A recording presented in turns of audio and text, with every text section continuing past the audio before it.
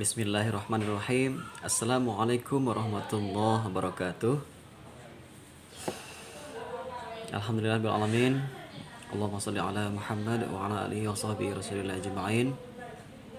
Sahabatku semuanya, selamat pagi, selamat siang, selamat sore, selamat malam. Ya, intinya selamatlah semuanya dari berbagai macam gangguan, ya, dari segala macam cobaan dan dari segala macam musibah, mara bahaya, dan selalu dalam lindungan Allah Subhanahu wa taala. Baik, sahabatku semuanya, kali ini saya akan berbagi trik ya dan tips bagaimana untuk sukses dalam ujian SKB. Ya, ada banyak rangkaian SKB, ujian SKB yang sudah saya sebutkan di video-video yang sebelumnya.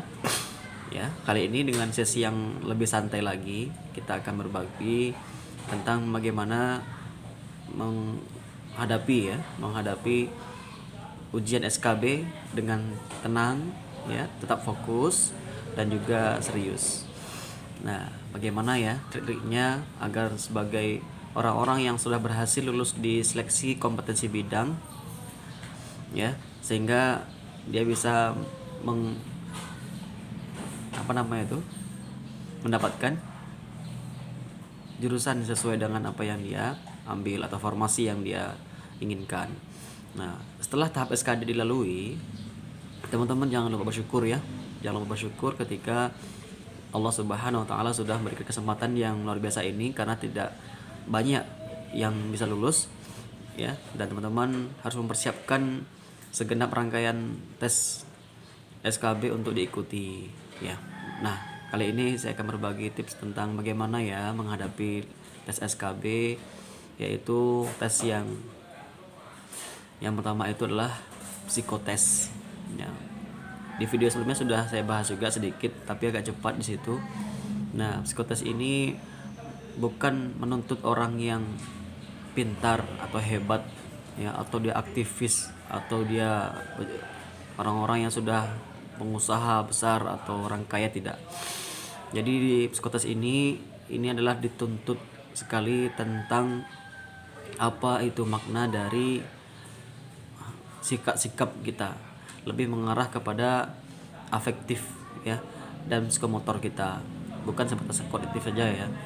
Jadi sebagai seorang yang teliti, cermat, dan juga bijaksana, tentu dia dalam kehidupannya akan terus memperlihatkan bagaimana konsistensinya, ya, kemudian loyalitasnya, kemudian kedisiplinannya dan sebagainya, yang itu tercermin dalam tes psikotes ini. Nah, di tahun yang lalu psikotes ini dilaksanakan di berbagai tempat, baik itu di madrasah aliyah atau di tempat-tempat yang lain, atau madrasah sanawiyah, atau mungkin di kantor instansi resmi yang lainnya. Ya, jadi intinya segenap peserta tes SKB harus sudah tahu di mana tempat yang akan dilaksanakan SKB-nya, tesnya, kemudian dia juga harus mempersiapkan diri untuk mengikutinya. Nah, untuk psikotes sendiri itu terdiri dari 100 lebih soal. Jadi 100 lebih ya, 113 atau berapa tuh saya lupa ingat. Yang penting lebih dari 100. Itu dikerjakan lebih kurang waktunya sekitar 90 menitan gitu ya, lebih kurang. Nah, dengan waktu yang lebih singkat dari jumlah soalnya, teman-teman sudah harus bisa mengalokasikan waktu satu soal itu berapa kira-kira, ya. Tapi ini bukan hitung-hitungan, bukan pakai rumus, tidak, atau mungkin pakai istilah-istilah sains atau istilah-istilah yang sifatnya modern, tidak.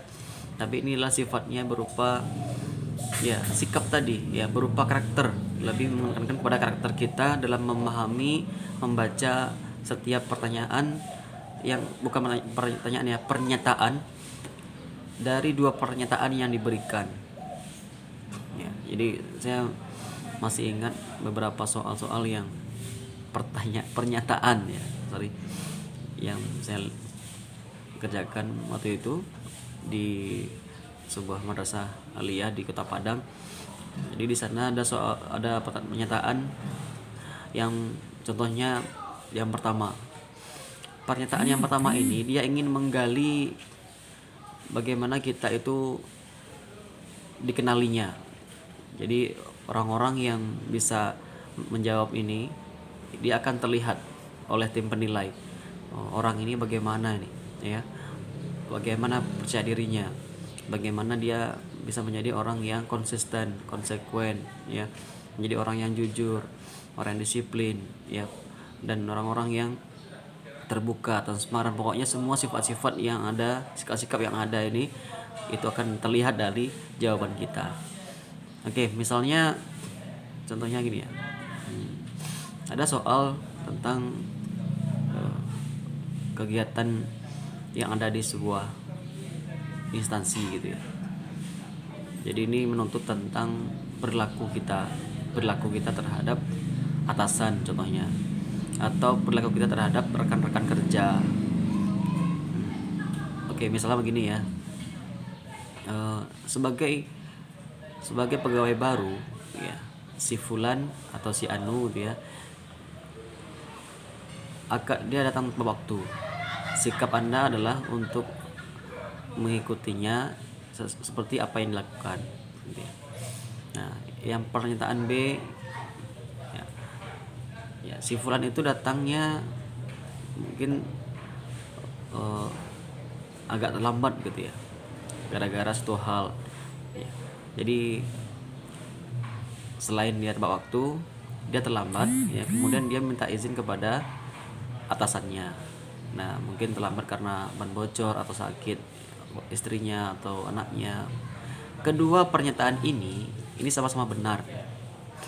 Coba lihat yang pertama tadi, ya, dia datang disiplin tepat waktu, ya, bagus kan, benar kan? Yang kedua, dia terlambat tapi dia minta izin kepada atasan, benar juga kan? Nah, dari di sini kita bukan dipermainkan ya, kita dihadapkan pada dua kondisi yang mana kita harus menentukan secara dewasa dan secara bijak. Oke, coba lihat pernyataan yang pertama tadi, dia hanya menjalankan agenda harian yang sifatnya individual, yang sifatnya personal, tidak ada orang lain yang dirugikan atau orang lain yang interaksi dengannya. Tapi ya, meskipun dia disiplin bagus, tapi itu hanya sifat dia sendiri, artinya dia tidak ada interaksi dengan orang lain. Sementara yang kedua, meskipun dia terlambat, tapi dia sudah berhasil menanamkan sikap patuh kepada atasan dengan minta izin, kemudian adab-adabnya juga jalan gitu ya. Dia minta izin, kemudian dia juga menyampaikan alasannya begitu ya.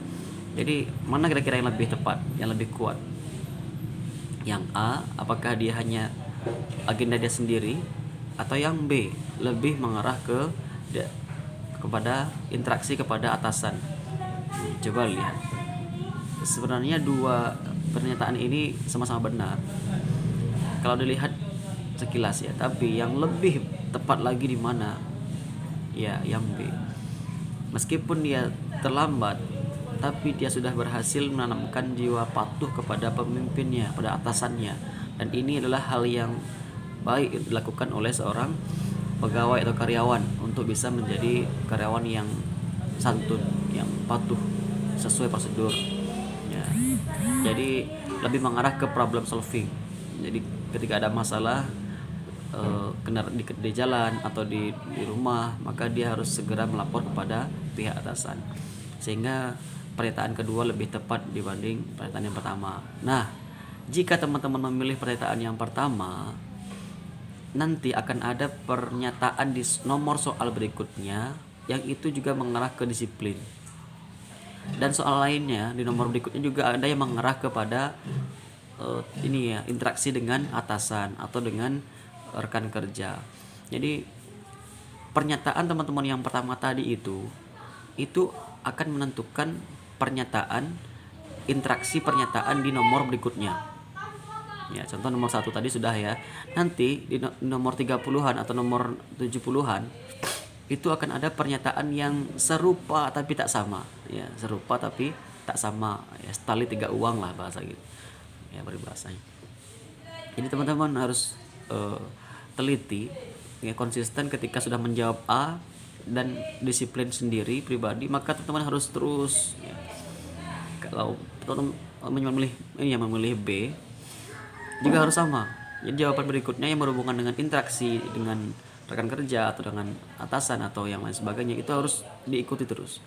Nah, jadi ini bukan menuntut tentang ini ya orang hebat, tidak, tapi orang yang bijak secara karakter seorang ASN.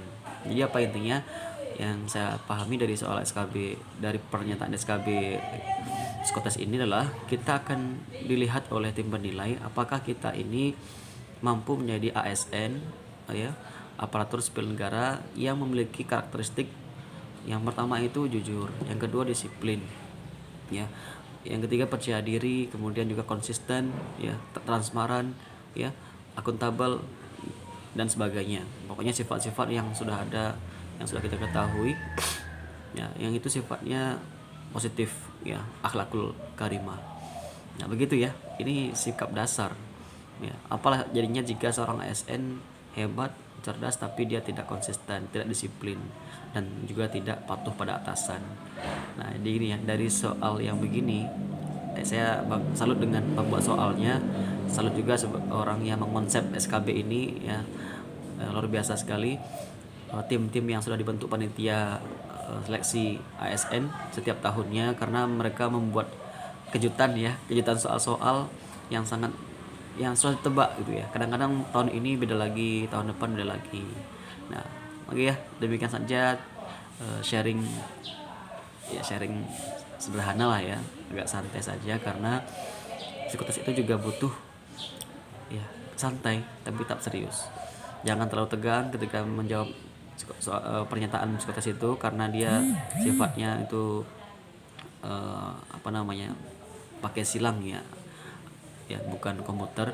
Jadi harus hati-hati juga cara mengisinya, dan ketika salah dihapus sebesar mungkin, dan ikuti cara-cara pengerjaan di lembar jawaban. Terima kasih teman-teman sudah mau menyaksikan, dan sampai ketemu lagi di video ya, SKB atau SKD berikutnya. Selamat mengikuti ujian SKB, semoga teman-teman lulus menjadi seorang ASN di tahun 2020 ini dengan nilai yang terbaik dan di tempat yang sesuai teman-teman inginkan. Jika teman-teman lulus itu harus siap dimanapun ditempatkan ya, dimanapun ditempatkan harus siap. Apakah teman-teman ditempatkan di pedalaman, di pelosok, atau di tempat-tempat yang sifatnya keramaian, juga harus siap. Oke, intinya ASN harus siap di segala macam kondisi. Baik ya. Terima kasih atas perhatian teman-teman semuanya, dan sampai jumpa di pertemuan berikutnya. Assalamualaikum warahmatullahi wabarakatuh.